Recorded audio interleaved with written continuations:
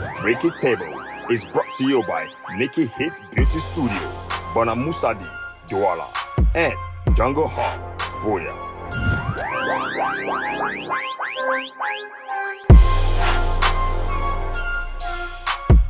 Hello, everybody. Welcome to Freaky Table. It's Joan Gumba. Everybody's here, but we have a special guest. By the way, the African Nations Cup kicks off in Cameroon in January, and we are very, very happy to host the rest of Africa in Cameroon. And we are going to be discussing all of that. Afcon 2021. And joining me on set, we have Yana, Takor, and a very special guest and a huge fan of the show, creative director at AG Partners. Welcome, William Takor. Oh, yeah. We have to, yes. It's so good to have you, man. I haven't seen you in Southwest. I lastly saw this guy in Limbe in the Southwest region like 3 years ago at the beach. He was enjoying his life, living his best life. And now he's here on my seat. Oh my God. He was at the beach, not the beach. I'm very, very honored to be here. As you guys know, I'm a huge fan. Huge fan. Yeah. You guys make my Mondays.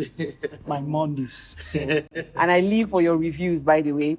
Those tweets, they are not funny. Yeah. It's good to have you. Thank you. Yana, Takor, always nice to have you both here. And myself, always smiling for the cameras. So we're going to talk about Afcon 2021. I mean, it's huge. Cameroon is hosting it after being postponed one time. And we are at it now, finally. We are hosting. Praise the Lord. And we have about 24 to 26 countries involved this time. We are honored to have the rest of the continent here. How do you guys feel about that? Are we ready? Are we not ready? Are we ready? Are we ready? There are two conversations. The first conversation is if we're ready on the ground, and if we're ready in our minds. So which one are we ready at? Already are none. Already are none. We are still fighting a war out here, then we're already are none. Oh my God. I'm sorry to be the downer. I'm just being honest, especially as an Anglophone who lives in the Francophone region.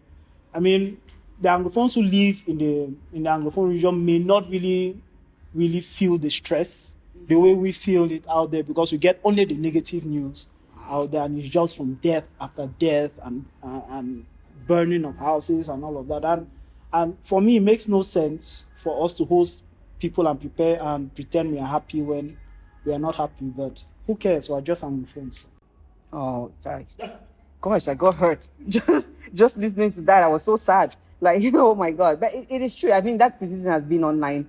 People, Anglophones in particular, Anglophone Cameroonians, have been online like, we're not dealing with issues that we have, yet we have to be smiling for the rest of the continent. Like, yeah, we're happy to host you. Meanwhile, it's like home, we cannot even host our families safely. They've been caused to boycott the competition by a few people online because of the situation which William highlighted. And I mean, he made the point about those who are in the Anglophone region not really feeling it the way they feel it there. Maybe it's because they're already used to, so they live the reality. They don't feel the pain. But then again, when you have to experience that every day, and you have to entertain foreigners, first of all, it doesn't make sense. And that's also why people are calling for boycott of CAN online. So let's see how it goes. But yeah. But I think that maybe at this point, I think it's too late to even be called off. No, but it's boycotting as for fans going to stay to watch the games or even just because it's a way of protesting. It's like you have sitting protest and all of that, because that's just a way of protesting. Gosh, but how would the field look like without? That's the point. That's the statement. That's the point. Yeah, because you go to the stadium to protest, carrying placards of Cameroon in crisis, you get shot, you get killed. 5 guys were arrested the other day just for they did the work and they were arrested. They're in jail right now. Nothing is being said. So imagine you carrying placards to go to the stadium with end the war in southern Cameroons. Guy, you get shot there or you arrested and then the key thrown away. So it's complicated. The safest way and the way to make a big statement is boycott. But then I think also we need journalists, international journalists, or those who are covering it on the ground, to report the situation as it is. Let them show the political side to the game, because it does feel like the game is being politicized right now for the profit of the state. But isn't that almost the same thing that happens in most of the countries? Like Brazil was hosting the World Cup, and there was a lot of negative news coming. Even prior to the hosting itself, like the economy is down, and we are hosting the World Cup, and after that, I thought they also suffered economic damage. So I don't know. Yeah. Unfortunately, this kind of thing is normally supposed to benefit all of us Cameroonians, whether we are Anglophone or Francophone. But we all know, I really don't want to be the negative person here, but we all know this thing is just for a few people. Yeah. Just for a few people, and the way the rest of us feel is almost immaterial. So at the end of the day, they will send their reports and, it was perfect, it was everybody celebrated. And I'm Cameroonian to the bone. I'm super, super, super patriotic, and I know that we are going to win. But what's victory at this point? Exactly. Good question. Ko, any comments? Are you ready for the Afcon? Yeah, I'm ready. I'm sure I'll have VIP tickets, to To experience. to express. I think Yana and Takor they've made very very important points. For me, it's I understand that this crisis, the government has a huge role to play to make sure that peace can be achieved. But also, I think that the separatists need to be able to make wiggle room in order that discussion can take place. You cannot go to a dialogue table with no form of no wiggle room. Like you hold then it's not dialogue again. Like if you're going and you're already closed, that this is the only thing that is achievable, then we are already going to an impasse. I have seen firsthand sometimes you just even trying to make a discussion with somebody who is closed, who feels that I have been treated badly for such a long time, and that the only way is that it's either my way or no way. It's really difficult. I worked in Kumba and for 10 years, and during that period, even as a young person, I saw the brutality that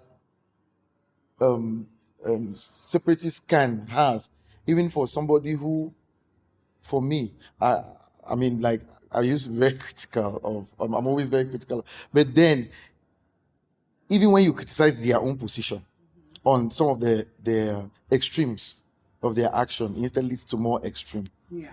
In many ways, I feel like it's really difficult for this crisis will go for such a long time, because we are in a position where there is no wiggle room for both parties. Yeah. The government will tell you that they've made a lot of concessions in terms of decentralization, because that's what government thinks can move the state forward. There's a lot of debate that could be had about that. There are people who say no, federalism and all that. But then again, if we are unable to even have a discussion on that, if we are unable to even have a discussion on that, then. But along the discussion we're having, I mean, what are the conditions of discussion? What is the atmosphere of the discussion? That's always the debate. You understand? And also the discussion has always it's very important. But then Yana, this is my thing. Yeah. I'm in a country, and you can say that you are for separation, and I say that I'm for federalism, and I say I'm for decentralization. Yeah. Why would you kill me if I decide to go to the field? That's my issue. That we cannot replace one form of dictatorship with another form. Unfortunately, I think the most recent analogy you used of murder, just going to watch a match, it's the byproduct of years and years of neglect, unfortunately. I mean, we shouldn't be there. We shouldn't be entertaining these things. And I will not be in a position to say, okay, I have all the answers. I actually don't. But, man, I was in Bamenda. I was in the north. Yes, I was in Bamenda when the crisis started. Actually, it was on my birthday. And what I used to do then is I always find a nice restaurant, go and have my plate of Eru, put my Netflix and I watch, do Ajabo things in Bamenda. So I was sitting there and I was watching my earphones on. Then all of a sudden, I saw people started running out of the restaurant. I've just forgotten the name of the restaurant. It's on Commercial Avenue, just near the MTN office. Look at me saying MTN, very bad. Can you?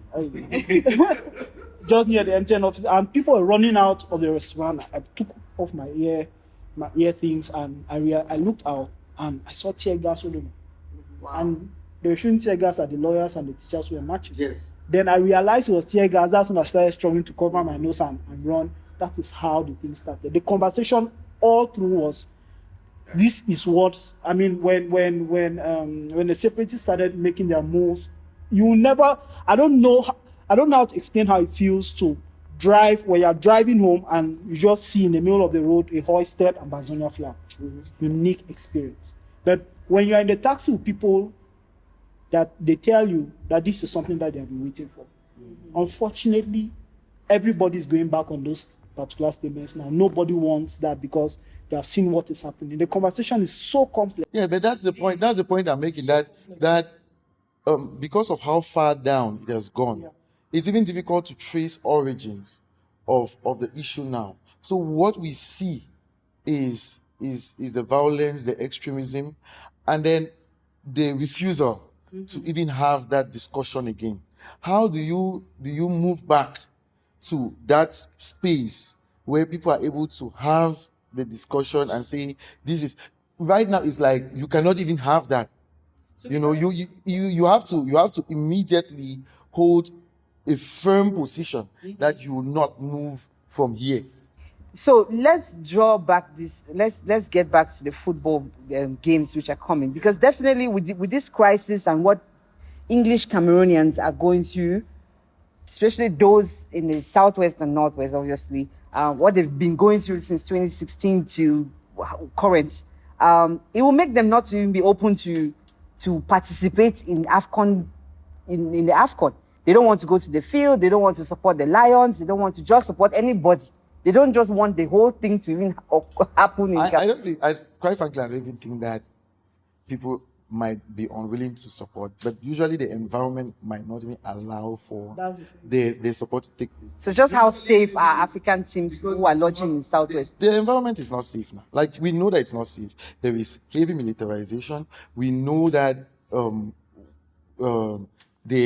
the relationship between citizens and the military here is one which is very... It's complex. Yeah. So it's something which... Yeah, I'm saying that there is fear from both. Trust me, there is fear from both. So if you are... for example, separatists are faceless. Mm-hmm. So a military person who's been sent to Butingi to ensure security cannot immediately tell whether this person... And when you look at it, that is part of the problem. It's crazy. It's crazy that in my village, for example, in Jang, we are Bayangipo, we speak Kenyan. Then the military man comes and he's trying to protect me in French. Yeah. Wow. Yeah. Okay. I mean, there's no reason why. Trust. Exactly. If we had 7 Bayangi people, for example, people who are from Chang, who are military people from Chang, that were speaking the language, that were helping, who tell mommy, please don't go out now. Okay, no, please go back. It's not going to look like some colonization. Yeah. Exactly. It's going to. The thing is so deep. And also, I think I also think it's how the language is being used in the context, because each time you're being brutalized by the military, is a French language which comes. So each time you hear the language, you get traumatized. So it's like residual trauma. Like each time you're like, oh my God, what's happening here? I think some of the options or the opinion of the Anglophones were that, I mean, the Afcon can hold, but it should not be held. No games should be played in the Southwest. Because I know Limbe is supposed to host some of the games, and some of the teams are supposed to stay in Boya. let me say this. I think that the focus should really be on Cameroonians, like also are still sane, to push a little bit, whether it's pushing the government to get to the dialogue table more, to discuss on this thing. I am vehemently against separation. I understand the underlying disgruntlement that led to that. I remember when this thing started, and I was like, yes, we should separate. The reason why I was saying it because I thought that it was how do you call it? Like, okay, you aim for something such that you can have this. So you aim, but the separation was the middle ground, so you can get that. But it now seems like to a lot of other people, it's a goal. Like separation has become like a goal, and so for someone like that, it's difficult to have the discussion with. You understand? It's difficult to have the discussion with. It's clear now that it's difficult. If you would go and kill children in a school where those children are not part of the dialogue, like I understand the things that will make somebody situations fester like that.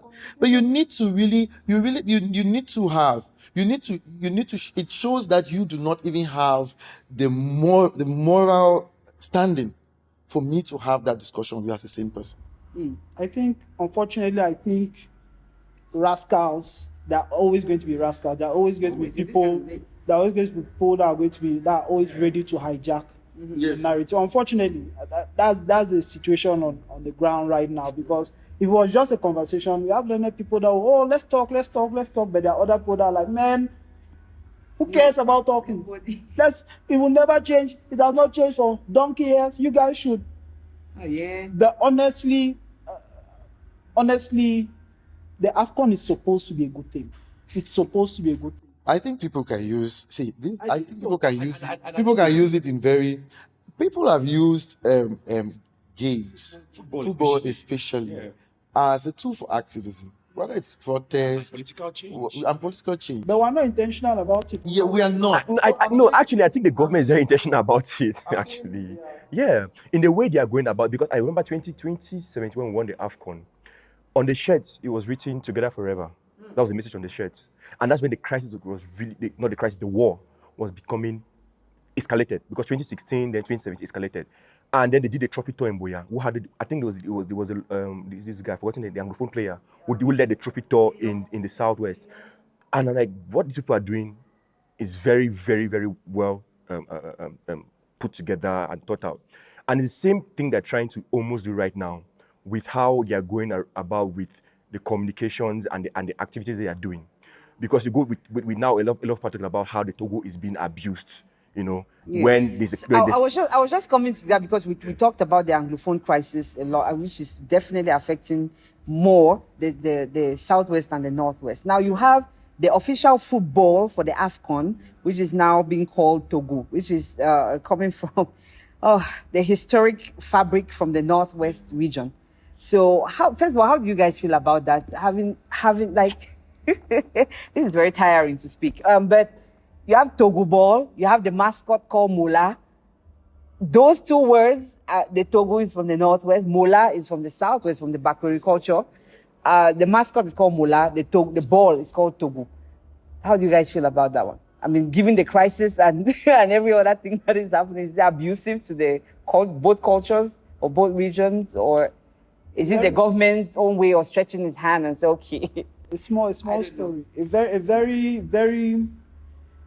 big problem we have in advertising is, how do we speak to Anglophones without using Togo and speaking in Pidgin?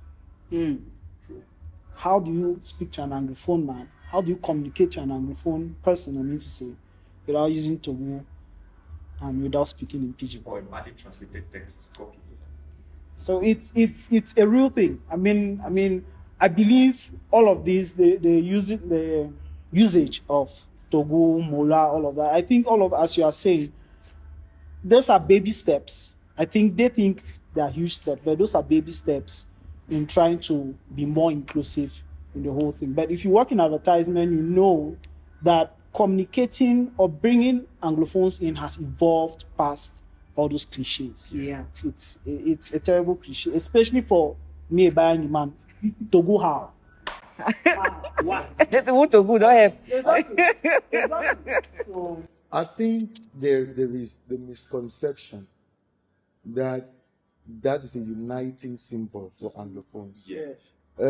Which is anti-historical even, because Anglophones have not been known to unite over that type of symbol like that. Yeah. That has actually been one of the symbols that actually shows the divide yes.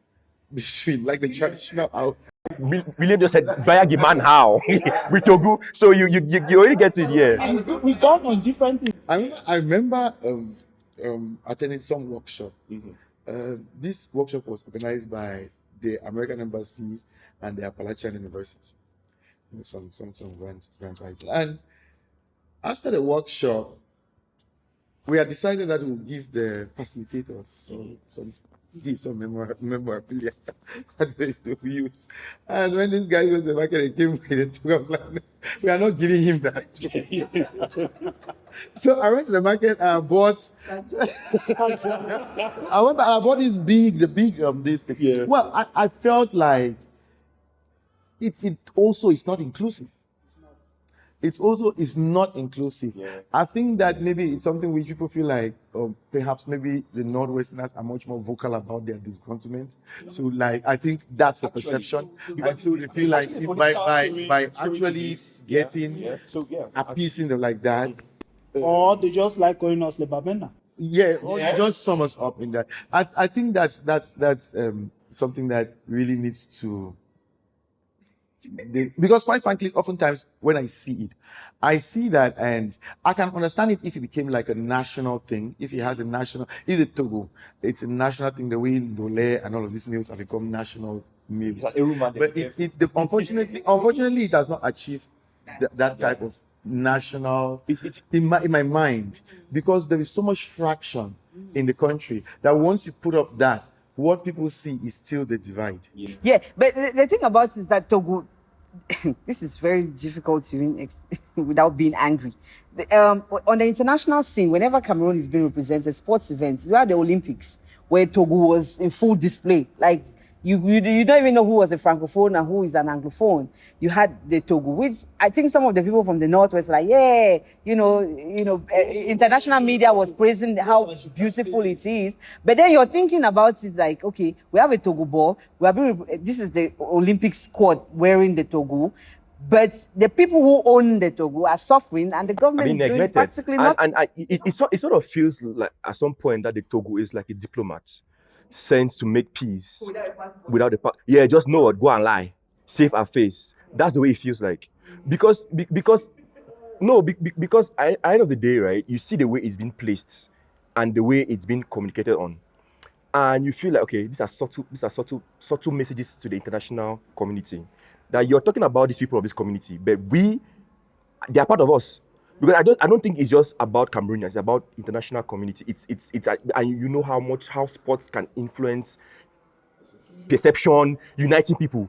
I think regimes have always used sports to unite people, and our regime is no different in using sports to unite people. But then now let's see how it goes this year. But I think it's a very slimy. I think that I should, in the face of the crisis, I really think that the use of the Togo, not necessarily to get international. I mean, the international community will see that. Yeah. The international community does not necessarily understand those symbols as much as us. You know why? You know why I said so? Because each time you meet a diplomat who has come to Cameroon is new, he has a Togo on. Yeah. So it's like I'm still like it's the way it's been positioned internationally, and even at international outings. It's just the way. Yeah. But I there was a time when it wasn't really the Togo, but more like the variation that we have with the Bamileke people. Yeah, the mixture. Yes, that was really like popular. In the face of this crisis, what you see the government doing is also because the government has to counter the narrative that we do not have representation. The Anglophones are not represented in anything. So they'll be like, okay, this is, and perhaps I know that we might see it from the fact that this is just a vapid thing. in that, okay, it might not mean much, it might not go much. But first of all, the government's perception will be that you are able to see that we're making the effort. Yeah. Secondly, that we might also be able to see that we are listening to you. That we are listening to you. We are now integrating that. The issue is it's a very dicey position in that even when the government says that I'm trying to psychoanalyze the government here as somebody who's worked with them. Even when the government does that, right, and says, I'm trying to show you that you're inclusive, then the discussion says, oh yeah, but the crisis is not yet over. So it's like, okay, should we end the crisis before we start these symbols? Yeah. You know? But all the symbols are a pathway to achieving that. All of that, I say, But it looks abusive. Don't you think it's crazy Yes. that in 2021 Yeah. we are still having conversations of if or? Yeah. Why can't they just say That one. this is what we are doing, this is why we are doing? That's what I'm saying. That you have a system that it believes that the subtle messaging is what would. They were too smart to be. So you've been saying you are not represented. I think that the government should do it more overtly, as you say, and make it clear that maybe we are much more. We've heard this, and we think that these are some of the steps that are being taken to make sure that we have more inclusion. It will not just be the people wearing it, but also that Anglophones of that committee, that not just part as token. Yeah. But like really have operational control of things and all of that. I think but we should push more. I'm saying we should push more and get that dialogue and get people and get the government to acquiesce to that. But it will not be through the killing of children in schools. Because I'm saying that when it gets to that, even if you see the government reacted at the beginning by doing that, when it gets to that, the government will have to further militarize. So we're going through like the same. It's a vicious cycle we're going through. Anyway, speaking about bringing people together, perhaps the theme song for the Afcon is going to do that job. So we have an official theme song for the Afcon, sung by a group of young choristers that perhaps picked up from different choirs from different denominations. I don't even know what it is. Africa something. African moments or something. Yeah. Okay, so that little the choir is coming together and giving us a theme song. The video is out as well. It's on YouTube if you want to go check it out. The song has been heavily criticized by almost everyone, including the French-speaking Cameroonians. Like, what the hell is this? Now, I'll perhaps think that, okay, Cameroon has songs that can drive people, because that's what a theme song for a sports event is supposed to be, to drive the teams to win, go into the battlefield and win. Right? We have Shakira, who came in 2010, took our own song, and it was a hit song. I almost won a Grammy for it. I won a Latin Grammy for it, for Waka Waka. And then we both, all of us grew up listening to songs. Army sings songs when they are doing sports in the morning. How in the world we didn't go back and get those songs that we used to listen, at least some of those sound, those things, Zamina Mina, Waka Waka, or I don't know. How come we did now? Bole is a new way.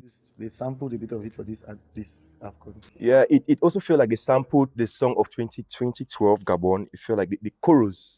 It seems like that. Which no, come on. They actually. Hold on. Wait, no. Inclusive of the verses. The song is a bad song. Nobody refuses that. But they said the hook. Right. Yes, the hook. Supposed to. You can even have bad verses, but they chorus. Anyway, I think the hook can. No. Come on. I think the hook can save the song in terms of. No, I think no. See, take out the song, right? Keep the hook and work on it. I cannot take it out, like because of the. It's possible. I don't understand why you're fighting so much for the hook. Like, now you write the song. I don't write the song. Maybe I'm best. Only to the see. I have a very. Yes. No. Don't insert it. Over to insert it. Owen said, "Shut up!" Oh my God. Yes, you. I see. Again, we've had. This is like the second anthem we're having, which is a bad anthem. Very bad. The other one was But taking this us is to sleep. building on a bad anthem. Like you had a terrible anthem for the other one, which was really lackluster.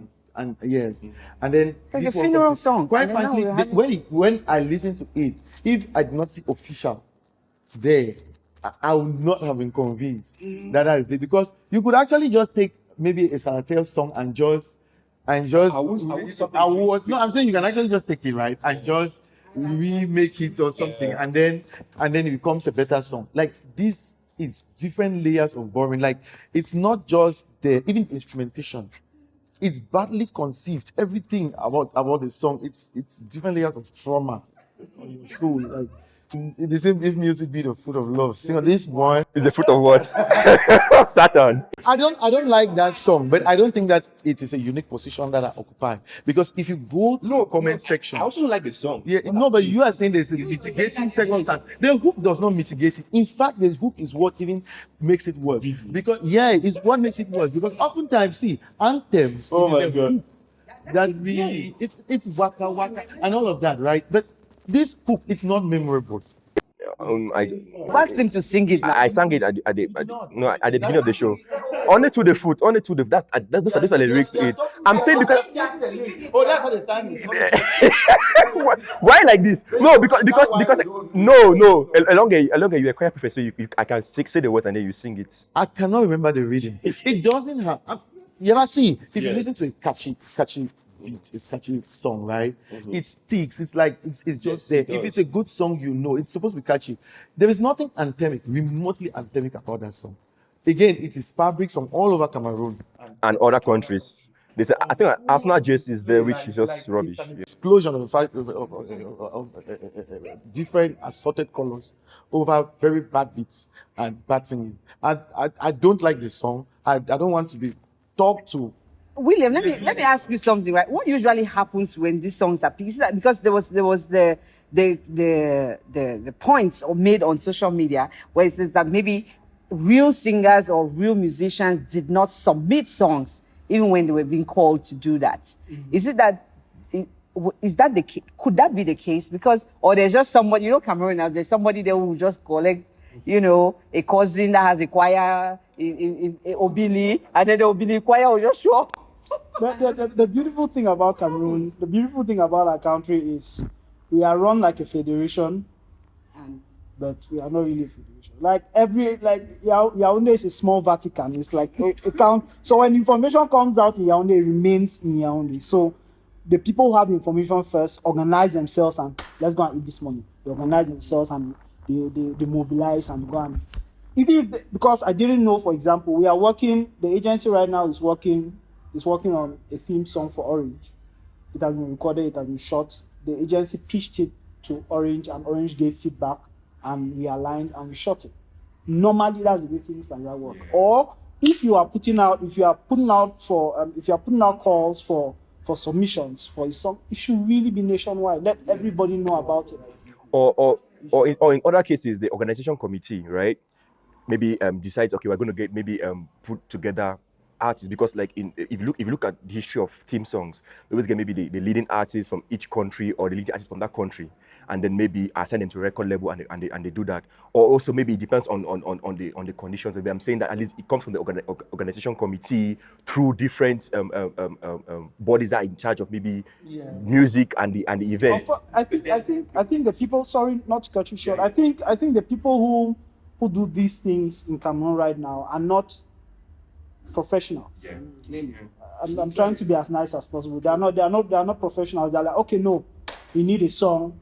Let's put out a song. Okay, this is what these people did. Let's do the same. Cameroon is a very, very different country. Very different context. Very complex. Very, very complex. You cannot just get up and say, okay, people are putting out a song. There really has to be a lot of professionals around the idea I think the artists can also take advantage of this. If this song is not good, an artist should come up with his own song. I like Salatiel Sasipasisi even till now. Like when he performed it at the yeah, I'm telling you, it sounds like he just did it yesterday. It sounds like an anthem. His music is very Anthemic, yes. It sounds like the thing is, even globally, they've been songs that have become like unofficial official anthems, become much more popular than The original. or could at least compete, even with wave your flag, waving flag, Kenan, Kenan, yeah. So I think that the artists here can actually save us the blood pressure by actually coming up with with songs which are better. But about this song and one other thing, I mean, William talked about not professionals handling it, and it spills over to every other thing about Can, the communications, the heritage. I mean, it feels like they are trying to take on nation branding 25 days to an event where normally it takes 5 years, 4 years, 3 years at least. Let's take Qatar. It's hosting the World Cup in 2022. No, I'm saying let's take, Qatar released the logo in 2019, for example, for a competition in 2022. But I mean, we are trying to get influencers, which is just a part of the communication. Speaking about the influencers, now we have a socialite, Coco Emilia, who is now heading the spokesperson for Afcon, / she's the head of the bloggers, digital content creators and influencers for Afcon 2022. Coco Emilia. You know the thing it vexed me. Wow. I'm just wait. Bro, it's not really what you think. What is annoying me is this is something that we started. When I say we started, the Anglophone scene started. We had the first influencers. We were the first on Twitter. We were the first on entertainment Facebook. We were the first to start putting out music videos on a timely basis. We are the first people who understood what culture, social culture is supposed to be, and everybody has overtaken us. I remember 2013, 2014. I think you and Simo hosted a tweet party for one of, I think it was Array's song release. There was a whole tweet party, things like that. So yeah, I'm just saying, like, talking about us pioneering things. Hey, let's go to Coco Emilia. So Coco Emilia will be heading bloggers. Now the question is she a blogger? She's not a blogger because there was Celine Fotso there, president. Rwanda has been there for like forever. There's better things. We do not understand how. So you can see from my yawning that I'm bored just talking about her. I cannot talk about her. Guys, by the way, good luck to Coco Emilia and her team. I will just hope that I don't know how that's going to run, but. I think it's good. I honestly think it's going to go well. Yes, because what I've learned in communication, all my time in communication, is you shoot things on the wall, what sticks. And it's one of them. And this thing is really one of them. She's not the best. I don't think she's the best to head it, but who cares, man? Because in that team, there are a lot of smart young people. There's Brice Alban. There are a lot of people that even if she says X, they'll be able to counter with Y. No. If they are able to counter. If they are able. No. I mean, there's Celine Fotso there as well. They have like a whole. But then again, my issue is this. My issue is usually this.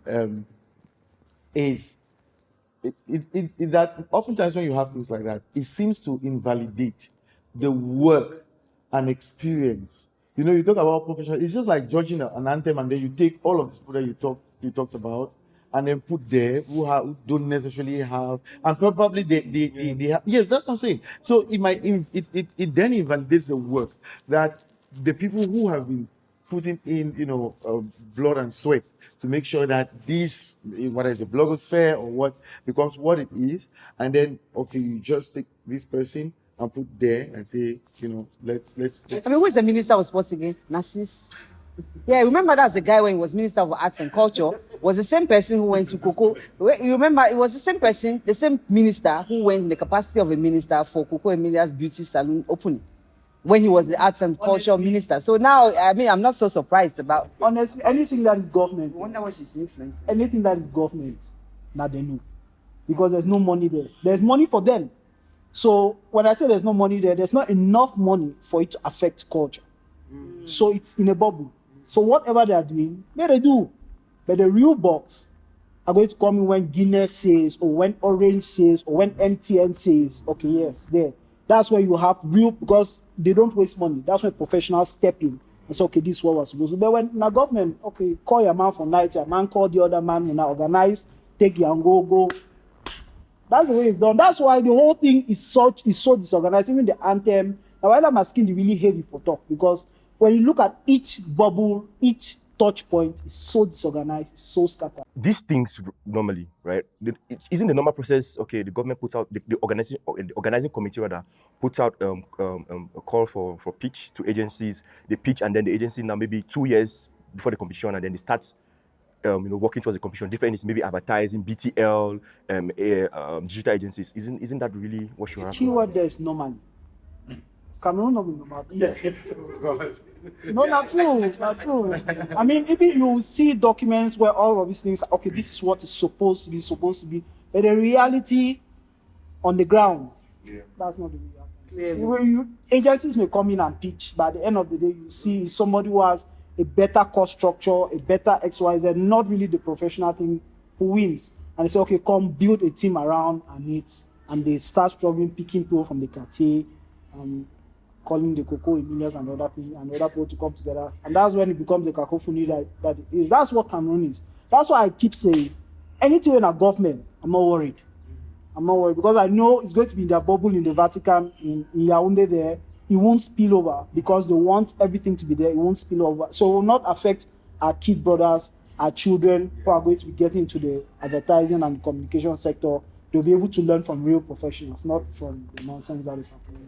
Definitely. All right, so guys, the pre-selected squad has been released. The list of the pre-selected, at least we're happy that Five Collins has a job and Jay Clinton. So the both of them are going to be playing alongside the rest of the team. Onana is definitely one of the goalkeepers, one of the best in Africa.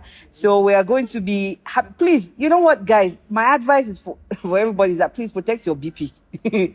Because this whole thing that we just discussed here, if you are so patriotic like we are, you might really get so pissed that you don't watch the Afcon. But you know what? Football at the end of the day, like they say, The team will win now. we hope that our indomitable lions, God, don't bother. no, indomitable lions become indomitable. You know, we don't want them to become indomitable cats. They should win games. Guys, the cities, I think there are 5 cities hosting. Boya will be hosting some of the. Quiet! Some of the cities near you will be hosting some of the teams from Africa. Some of the Boya, Douala, Yaoundé will be the hosting game cities. So please, if you can watch the game, please go to the field and watch if you can. If you don't want to, please, nobody protect your BP, as I say. This Afcon sort of feels like an opportunity for Eto'o to kickstart his project. And huge congratulations to 4-time African Footballer of the Year. Samuel Eto'o is now the new president of the Cameroon Football Association, FECAFOOT. It's huge. Finally, you have somebody who has been in the game to rule the game. Finally, we wish him all the best, and we expect so much from him. It might not take 4 years. It might take 8 years or forever, but we wish him all the best. And we hope that he drives the indomitable Lions into the Afcon to actually win. Right, guys? They'll win. Even at Juju, we'll go Oku. They must win.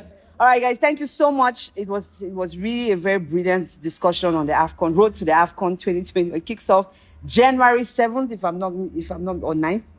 Yeah, January 7th or 9th. Please just keep to your calendars and social media. Follow them on Twitter, the Total Afcon Twitter handle. Yeah, they will keep us updated with everything. Yana, Kor, William, it was so good to have you in the Southwest again and on our seats. My pleasure. My name is Joan. Please follow the conversation, join the conversation on our YouTube channel. It's Decoded TV Studios, and also follow us on all social media platforms at Freaky Table. Your opinion counts. Protect your BP for this Afcon. It's John Gumba and the rest of the team. Please stay out of trouble. Freaky Table is brought to you by Nikki Hits Beauty Studio, Bona Musadi, Douala, and Jungle Hawk, Boya. Contact Jungle Studios, which is located at Solidarity Junction, Korea, for all your photography and videography.